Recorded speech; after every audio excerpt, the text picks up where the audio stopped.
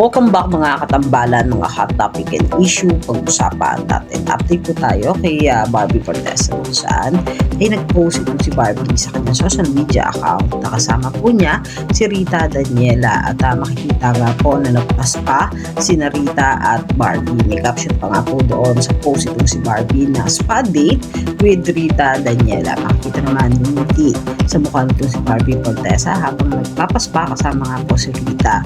At isa pa nga po sa nag-post itong si Barbie ay yung naging outfit nitong si Barbie bago pa man siya dumalo doon sa naganap na Thanksgiving party para po sa Oppo. Makikita naman na napaka-sexy at napakaganda ng isang Barbie Fortesa sa suot nitong denim.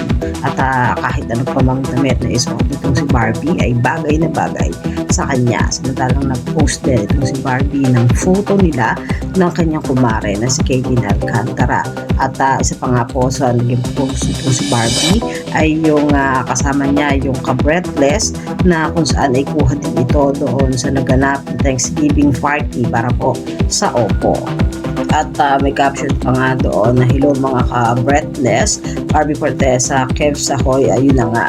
Din ni Barbie doon, si David Licaco at si Bea Alonso. Samantalang nag-post naman itong si Barbie ng 9 Young Basic Collagen na kung saan nga po ay isa sa mga i-endorse nitong si Barbie. At sa caption pa nga po ng kanyang post ay still glowing even on my busiest day, na master ko na yan. Kasama nga po ni Barbie sa kanyang busy day ang 9 Young Basic Collagen. Yan po yung mga update natin ngayon kay Barbie. Kayo mga katambalan, ano masasabi niyo? Comment lang sa comment section at pag-usapan natin. Yan ang mga hot topic and issue dito lamang sa Tambalang JK.